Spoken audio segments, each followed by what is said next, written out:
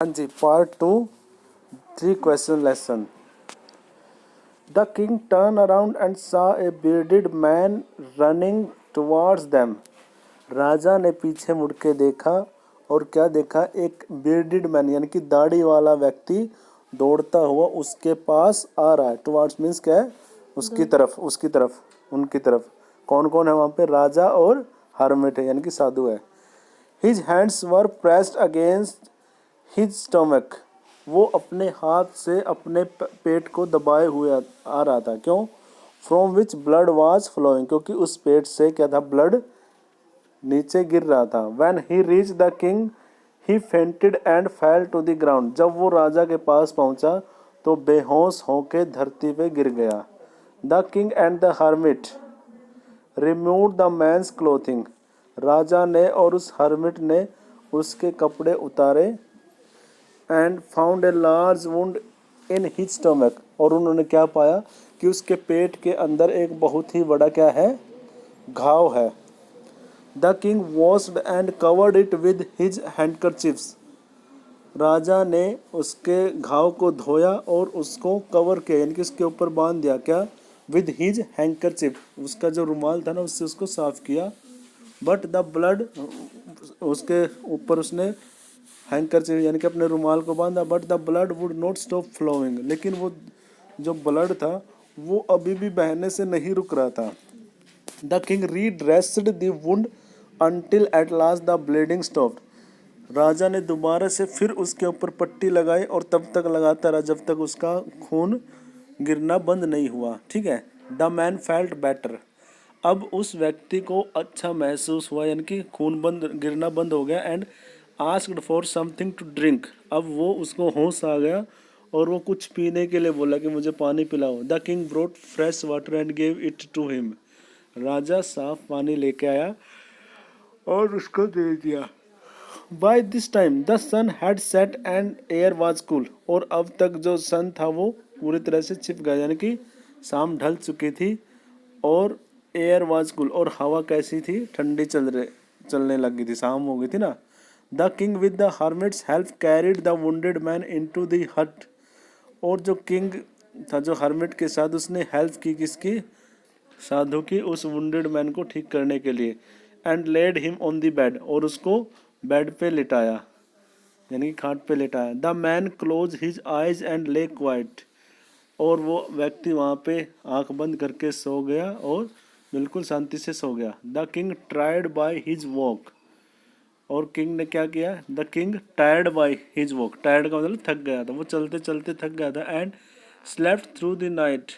And slept tired by his walk and work he had done. जो जितना चला था और काम करने से वो थक गया था।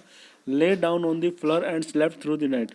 तो वो फर्श के ऊपर बैठे बैठे ही वहीं पे सो गया उसी रात को। व्हेन ही अवोक, जब वो जागा, it was several minutes before he could remember.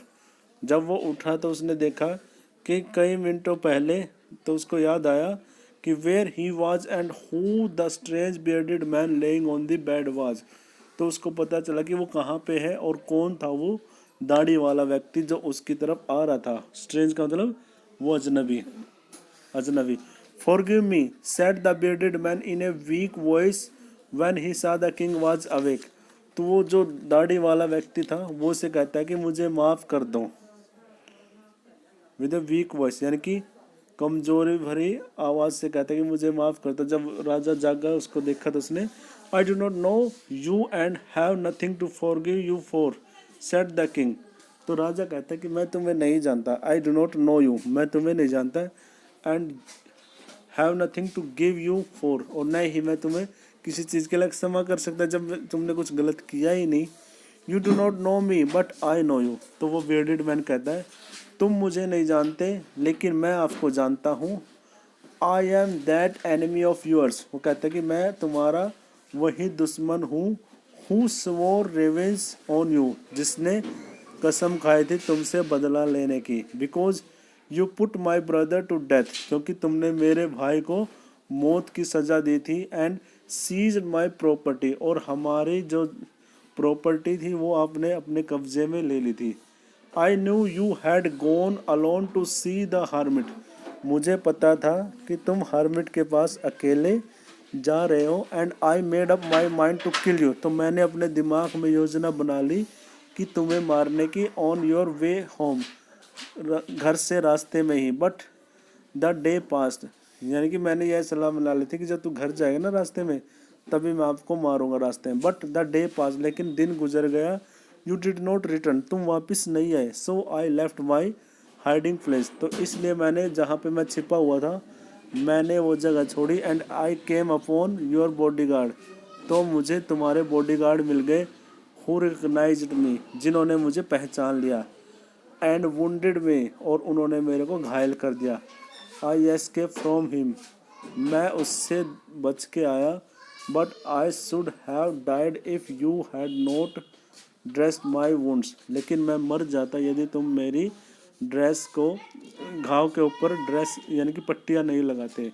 I wish to kill you and you have saved my life, मैंने तो तुम्हें मारने की सोची थी और तुमने तो मेरी जान बचाई. Now if I live I will serve you as your most faithful servant. वो कहते हैं कि यदि मैं जिया तो मैं तुम्हारे साथ उम्र भर तुम्हारा फेथफुल सर्वेंट रहूँगा. Think and will order my son to do the same, और अपने बेटे को भी बोलूँगा कि वो भी तुम्हारे साथ वफादारी से रहे. Forgive me. The king was very happy, राजा बहुत खुश था.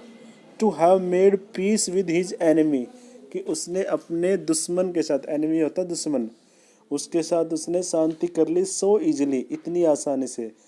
And to have won him over as a friend, और उसने जीत लिया है उसको एज ए फ्रेंड, यानी कि उसको अपना दोस्त बना लिया है. ठीक है.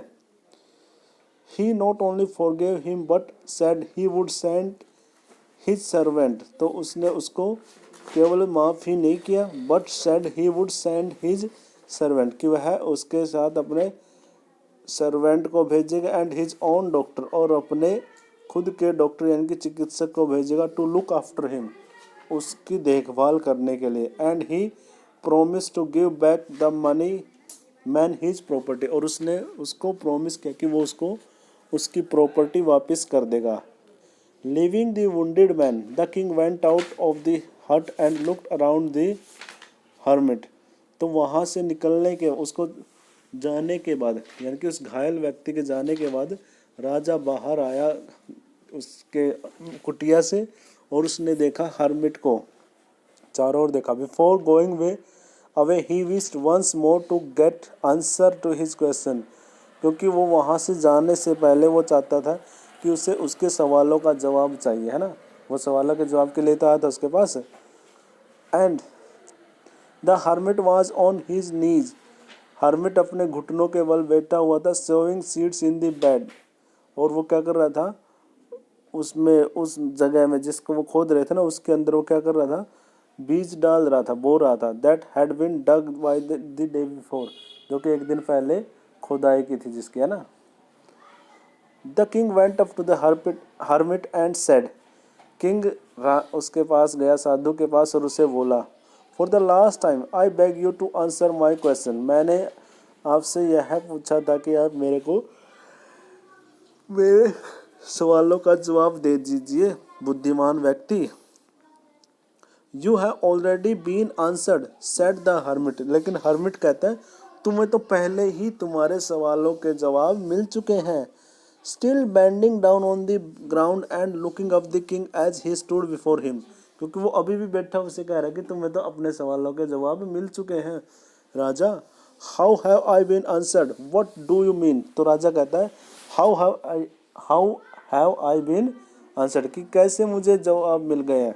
व्हाट डू यू मीन, आपका क्या मतलब है. डू यू नोट सी, तुमने नहीं देखा. रिप्लाइड द हर्मिट, हर्मिट ने जवाब दिया कि तुमने देखा नहीं.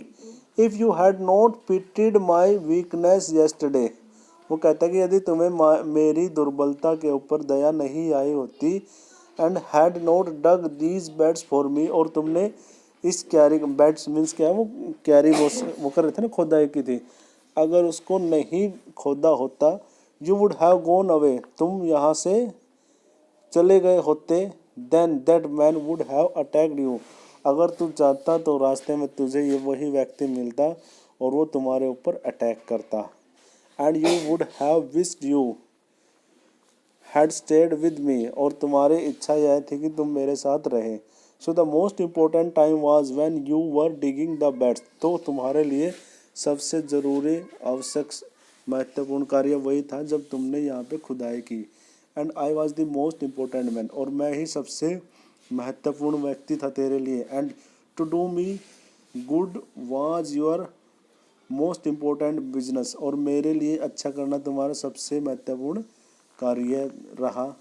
Afterwards when the man ran to अस.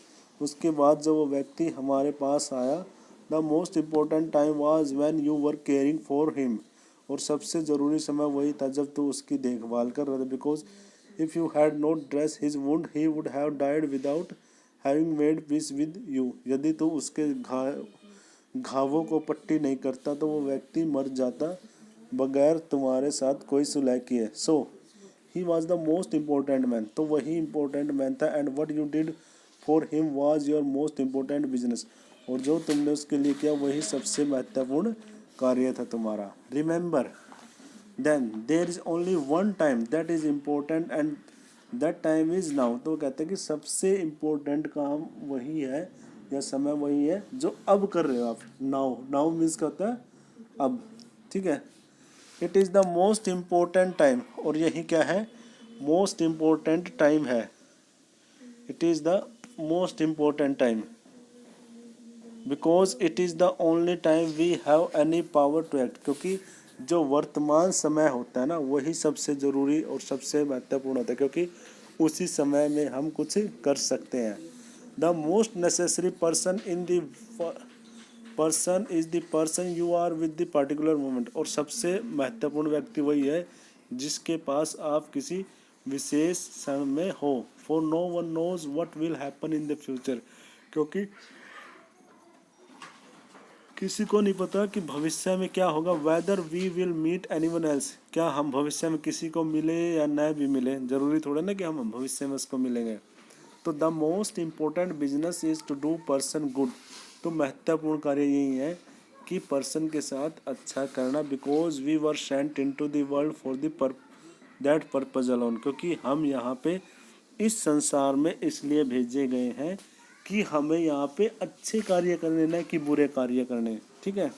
तो ये हो गए हमारी स्टोरी कंप्लीट. लियो टॉल्स्टॉय इसके राइटर थे. ओके.